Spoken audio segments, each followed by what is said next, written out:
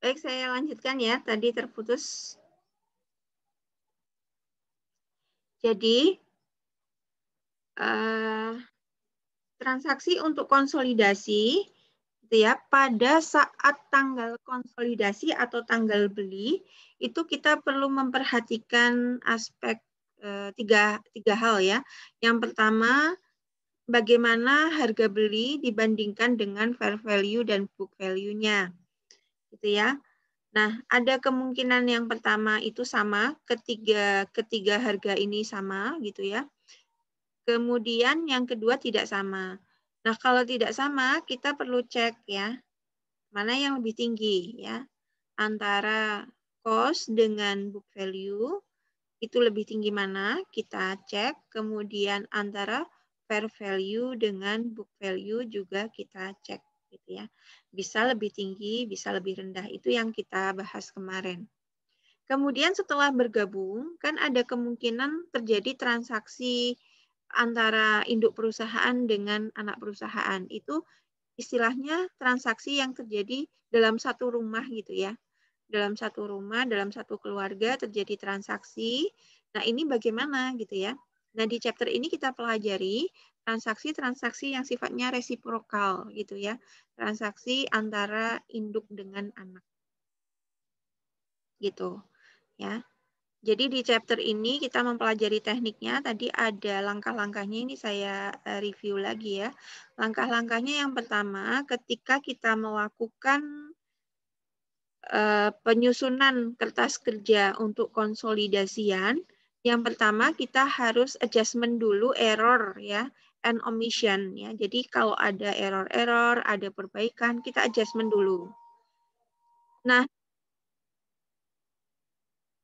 jurnal adjustment ini bisa lebih dari satu ya, tergantung jumlah kesalahannya. Ya, jurnalnya bisa lebih dari satu. Kita cek dulu salahnya ada berapa gitu ya. Kemudian apakah ada yang seharusnya dicatat tetapi tidak dicatat ya. Ini. Atau yang seharusnya tidak dicatat tapi tercatat. Jadi omission commission ini kita cek ya. Kemudian kita adjustment.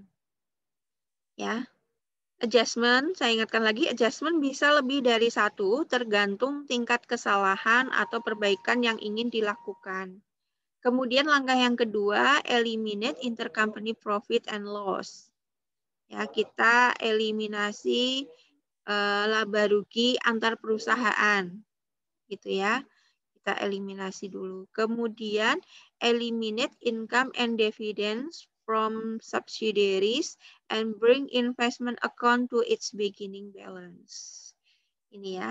Kita eliminasi dulu income dan dividen berdasarkan hasil perhitungan kita tadi. Kalau ini satu jurnal ya.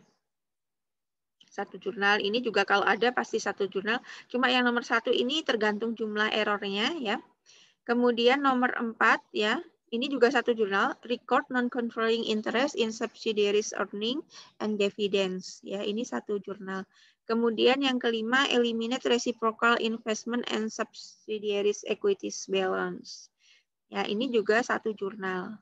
Ya, investasi kepada anak perusahaan.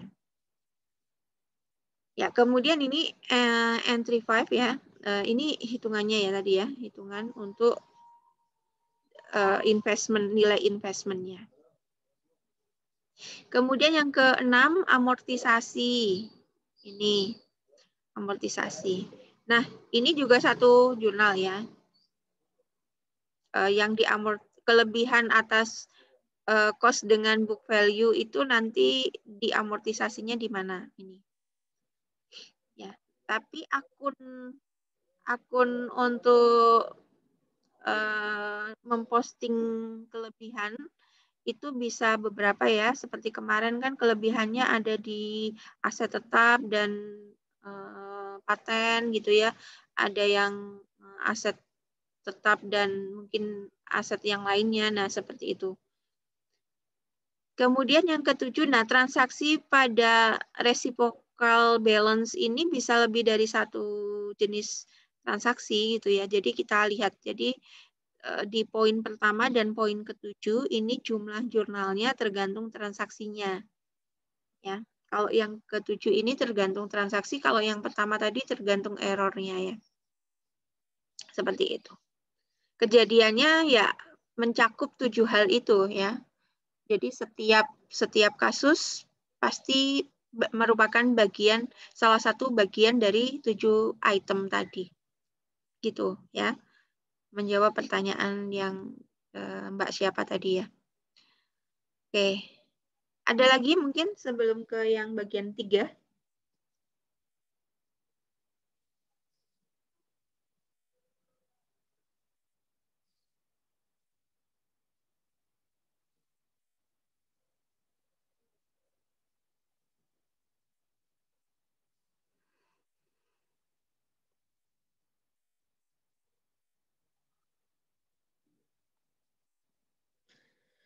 Ya, saya lanjut ya ke yang bagian 3, locating error in working paper. Ini. Jadi error itu seperti apa sih? Ya, most error show up when the consolidated balance sheet does not balance ya.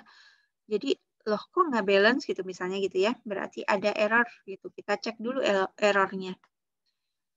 Ini bisa jadi ini ya, error itu berasal dari non-controlling interest share gitu ya. Kemudian goodwill, non-controlling interest. Nah, gitu ya. Jadi, barangkali kita belum mencatat non-controlling interest share. Ya, yang berupa income ya. Income yang seharusnya dimasukkan ke dalam akun non-controlling interest. Kemudian goodwill mungkin belum kita catat gitu ya. Kemudian equity pada non-controlling interest juga mungkin belum kita catat. Ya, jadi kalau misalnya kita cek kok nggak balance gitu ya, kok neraca konsolidasian kita nggak balance gitu. Kira-kira nggak balance-nya di mana? Nah, kita lihat 3 aspek ini. Cek dulu common omission. Kemudian cek equality of debit and credit adjustment. Ya, jadi debit kreditnya itu udah benar belum gitu ya. Angka-angkanya sudah benar belum. Itu kita cek. Kemudian verify total for parent and subsidiary statement. Kita cek juga neraca masing-masing akun ya, anak dan induk ini kita cek. Jangan-jangan dari awalnya sudah tidak balance gitu ya, sehingga ke belakangnya tidak balance. Kemudian recalculate the consolidated amount. Kita hitung ulang mungkin penjumlahan kita pada kolom konsolidasi yang salah gitu ya. Jadi kalau terjadi error, cara mengeceknya seperti itu. Kemudian yang keempat, allocating excess of fair value over book value. Ya, proses alokasinya. Ini contohnya ya, bad pays 364.90% of Solo on 31 Desember when Solo's equity consists of 200 capital stock and 50 return earning. Ya, inventory-nya terjual di 2010, land buildings-nya umurnya 20 tahun, kemudian undervalued ya, terjadi undervalued di $10, $30, dan $80. Kemudian equipment umurnya 10 tahun, ini overvalued $20. Solo incomes and dividend for 2010 adalah $60 dan 20. Ya, jadi income-nya 60, dividen 20. Pada akhir tahun, Solo itu membagi dividen ya, sebesar $10 ya, which paid has not yet recorded. Jadi ada omission di sini. Omission itu sesuatu yang harusnya dicatat, tidak dicatat gitu ya. Ada omission. Ya, there is $20 cash in transit from Solo to pay for the note. Ya, untuk hutang wesel. Jadi ada $20 yang dibayar cash masih dalam perjalanan gitu ya untuk membayar hutang wesel. Ya, ini contohnya. Bagaimana kita menyelesaikan kasus ini? Ya, kita analisis dulu kejadian pada tanggal akuisisi. Ya, harga belinya tadi kan 360 itu untuk 90%, maka kita hitung dulu 100%-nya berapa ya. 100% ekuitasnya itu berapa sih? Ternyata 100%-nya adalah 400. Ya. Berarti yang 40 adalah saham minoritas atau non-controlling interest. Ya, book value-nya 250, maka ada excess 150. Ini dialokasikan ke beberapa akun. Ya, yang pertama adalah akun inventories sebesar $10, land ya tadi undervalued ya, maka kita tambahkan land-nya 30, building-nya 80, equipment-nya overvalued, maka harus kita kurangi 20 dan goodwill 50. Totalnya 150. Nah, alokasi ini harus kita amortisasi sesuai dengan umurnya. Kita buat tabel amortisasi di sini. Ini seperti yang minggu lalu ya. Harusnya masih ingat ini ya. Ini mudah sih. Yang penting kita titik krusialnya adalah di sini ketika Anda sudah rapi menghitung ini, kemudian mengalokasikan gitu ya. Kemudian membuat amortisasi sesuai dengan umur ekonomis dari asetnya. Lalu karena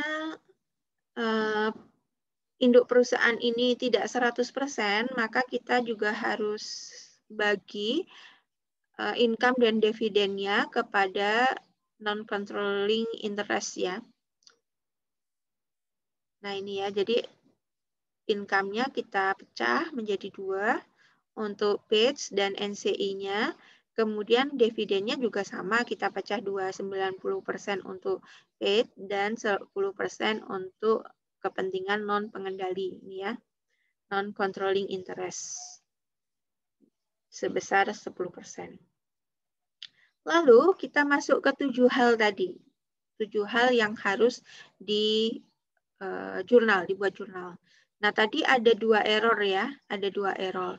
Error yang pertama adalah dividen pada saham non-pengendali yang belum kita catat, maka kita catat dulu.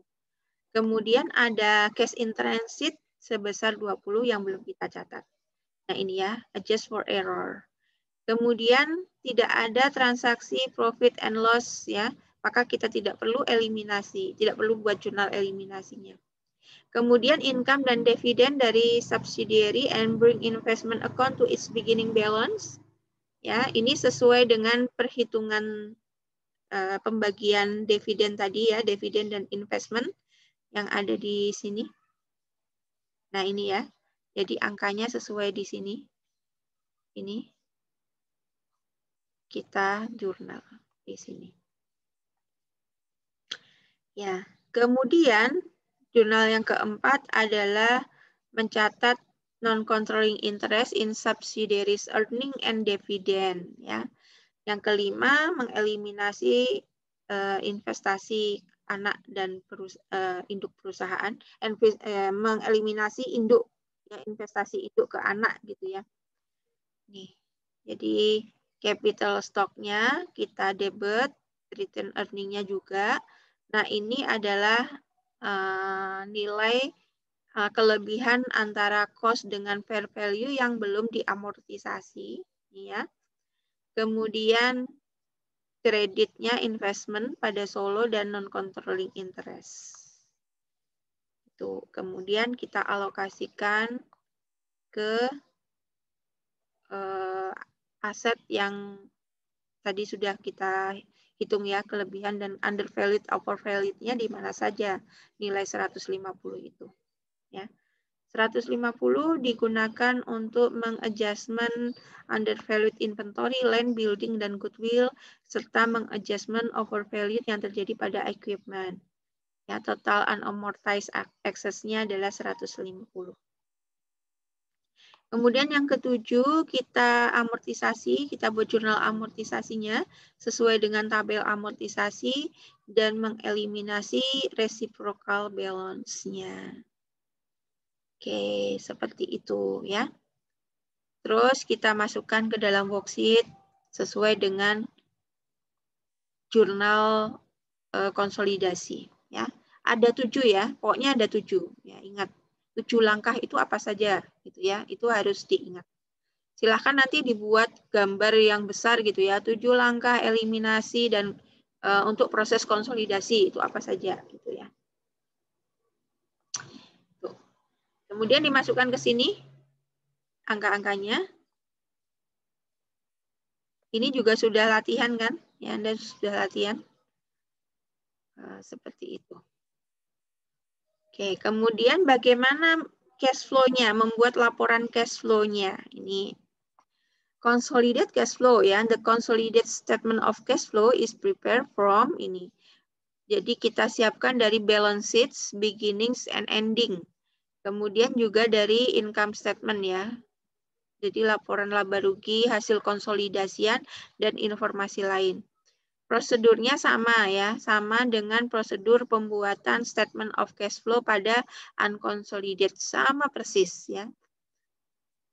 Nih, mudah-mudahan masih ingat ya ini pembuatan cash flow kan sudah di pengantar akuntansi ya, cash flow. Kemudian look at item specific to companies with subsidiaries and equity investment. Ya, kita buat cash flow yang hasil konsolidasi. Ya, kemudian investing and financing cash flow-nya bagaimana? Ya, untuk investing cash flow ya, include cash acquisition and or disposition of subsidiaries. Ya, jadi di dalam arus kas investasi ini mengandung ya nilai-nilai kas atas transaksi akuisisi atau disposisi dari anak perusahaan. Juga termasuk kas yang berasal dari akuisisi dan atau disposisi dari equity investees gitu ya. Kemudian financing cash flow-nya ini termasuk di dalamnya adalah cash dividend yang dibayarkan kepada non-controlling interest. Gitu ya. Jadi nanti ketika membuat bagian investing financing, ingat ada tambahan ini ya. Nih, kalau di laporan cash flow biasa yang bukan akuisisi, itu kan kita tidak perlu memperhatikan adanya transaksi antara induk dan anak gitu ya. Kemudian kalau yang konsolidasi, kita perhatikan transaksi arus kas induk anak, juga kita perhatikan dividen yang dibayarkan kepada non-controlling interest. Ya. Nah, isinya kan 3 ya, operating, kemudian financing, investing gitu ya. Nah, ini kita ke operating dulu. Ada 2 cara untuk membuat operating cash flow. Yang pertama dengan direct method dan indirect method. Ya. Kalau di dalam direct method itu termasuk di dalamnya adalah cash dividend yang diterima dari equity investees ya. Ini jika kita tidak menggunakan equity method income. Ya. Kemudian yang kedua adalah indirect method. Ini dimulai dengan mengkonsolidasikan net income gitu ya ke dalam ini controlling interest share ya, jadi laba pengendali ya, laba pengendali kemudian ditambahkan non controlling interest share. Nih, kemudian deduct the excess, mengurangi kelebihan dari equity method ya, income over cash dividend received from equity investees ya, jadi kita hilangkan, kita deduct gitu ya, kita kurangkan nilai ini ya, excess of equity-nya. Oke, nah ini untuk operating cash flow. Kemudian lampiran-lampirannya apa saja di dalam laporan keuangan konsolidasian itu? Ini ada trial balance format yang perlu kita perhatikan. Ya, ada worksheet format alternatif ini ya. Worksheet format presents earlier use the basic financial statement. Ya, jadi kita pasti aware gitu ya dengan worksheet itu seperti apa. Ini kan penggabungan antara beberapa transaksi jurnal menjadi satu kertas kerja gitu ya. Kemudian jika kita melakukan konsolidasi, maka ini bisa kita kembangkan worksheet-nya ini ya. Alternative, use the adjusted trial balance of the parent and subsidiaries. Jadi kita bisa tambahkan kolom adjusted ini ya, adjusted trial balance di dalam worksheet kita. Ya. Trial balance untuk parent dan subsidiaries. Itu. Kemudian kolom-kolomnya ini parent and subsidiaries adjusted trial balance, kemudian debit credit adjustment, income statement, statement of return earning, and balance sheet column. Ini kolomnya, kolom lengkapnya. Ya. Melengkapinya bagaimana? Ini. Masukkan dulu elimination entries into debit and credit column. Kemudian tambahkan akun-akun yang diperlukan ya kalau ada tambahan. Misalnya kita belinya 100% enggak. Kalau tidak 100% maka akan muncul akun non-controlling interest. Ya. Kemudian juga non-controlling interest share. Ya, ini kalau belinya enggak 100%.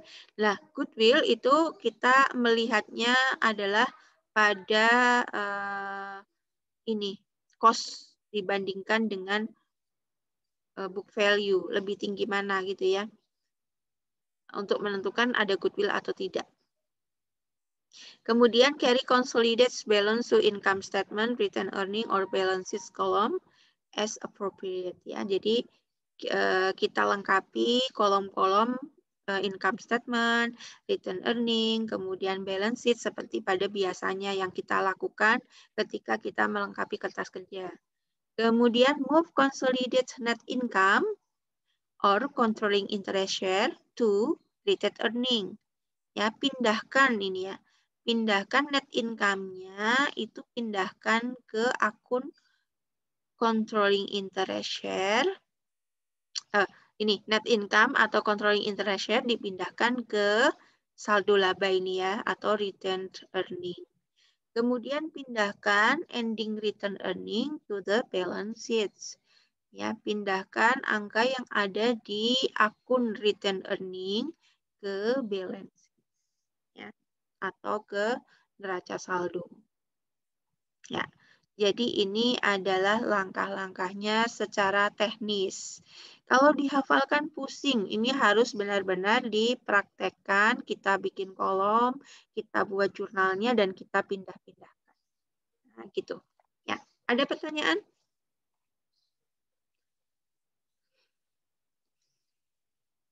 Ada pertanyaan? Sudah jelas ya? Sangat teknis sekali.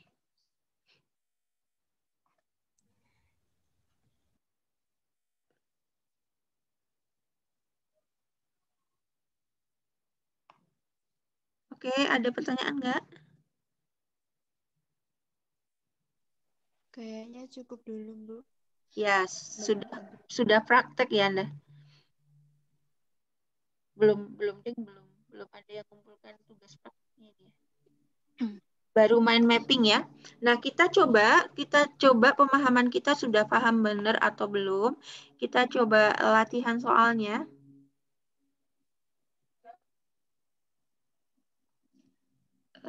Kita lihat dulu latihan soalnya.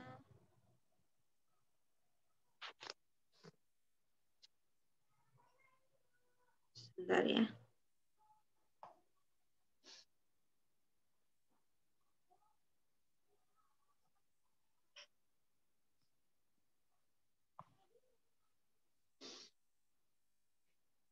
Aku tuh kayak lihat makalahnya.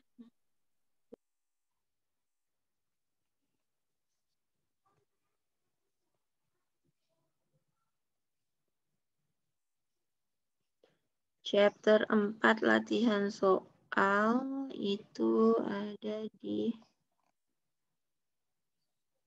137.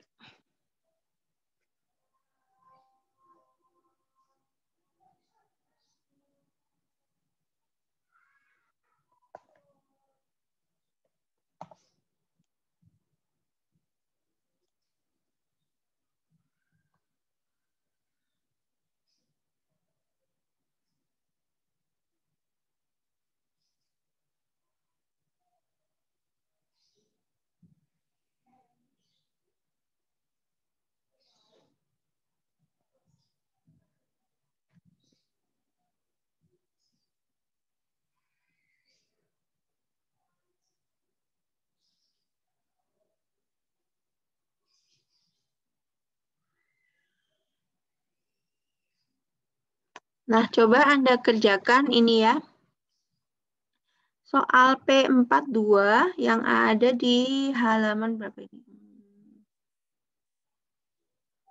152. Soal P4 strip 2.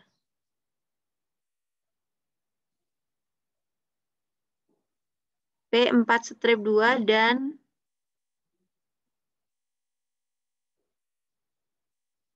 P4 strip 3. 42, 43 coba dikerjakan ya. Proses konsolidasi ya. Oke.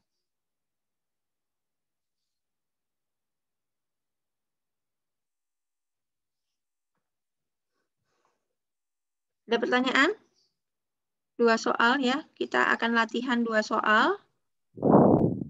Waktunya 1 minggu ya. 2 soal itu nanti kita bahas minggu depan ya.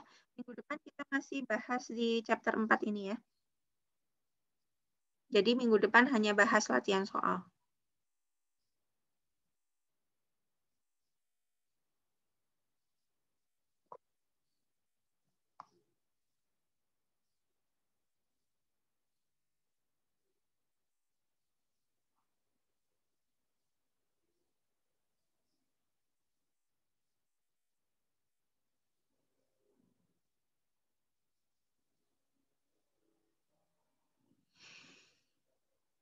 Oke. Kalau tidak ada pertanyaan, saya cukupkan untuk pertemuan kita pada hari ini. Ini masih ada waktu agak banyak. Nah, untuk pengumpulan terakhir minggu depan ya, minggu depan. Jadi sebelum mulai perkuliahan untuk soal P42, P43. Nah, untuk ngecek pemahaman Anda di hari ini, ya, kita kerjakan yang ini saja, yang question aja, yang question. Ya, question itu untuk membantu kita memastikan kita sudah paham dengan konsepnya atau belum ya. Jadi coba Anda kerjakan question 1 sampai dengan 13 ya. Untuk hari ini ya. Untuk hari ini maksimal jam 10 ya. Masih ada waktu 2 jam untuk mengerjakan 13 soal.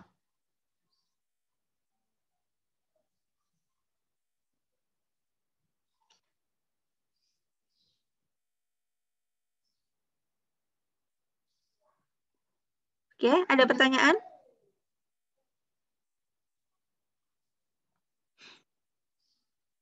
Kalau tidak ada, kita akhiri dengan membaca hamdalah bersama-sama hari ini.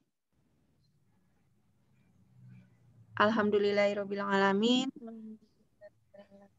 Ya, selamat mengerjakan tugas. Jangan lupa ya, soalnya ada 2. Minggu depan tidak ada mind mapping karena kita hanya akan bahas untuk neraca konsolidasi ya. Jadi untuk saya catat di chat room ya.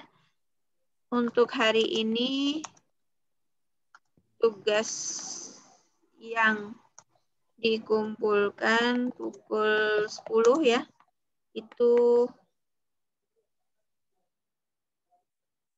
pukul 10 adalah exercise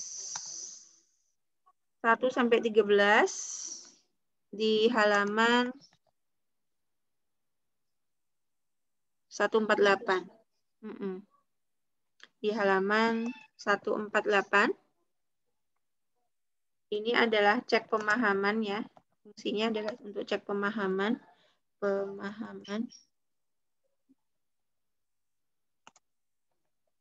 Kemudian tugas minggu depan P42, P43. Ya. Ya. Cukup tugasnya itu saja dulu ya, sambil nanti Anda baca ulang karena ini teknis sekali, jadi langkah-langkah itu harus dibaca detail gitu ya. Latihan soal yang wajib adalah ini. P42, P43, namun Anda boleh dan sangat disarankan untuk mengerjakan lebih banyak soal. Ya, jadi minggu depan fokus ke sini ya, karena ini adalah intinya ya, inti dari AKL 1 itu di konsolidasi ini. Ya, jadi nanti sebelum kita next step pada transaksi-transaksi resiprokal yang lebih kompleks, kita harus paham dulu di sini. Maka saya memberikan waktu 2 kali pertemuan supaya mantap pemahamannya, gitu ya. Oke ya, kita jumpa lagi minggu depan. Assalamualaikum warahmatullahi wabarakatuh. Waalaikumsalam. Waalaikumsalam warahmatullahi wabarakatuh. Terima kasih, Bu. Ya, Terima kasih, Bu. sama-sama.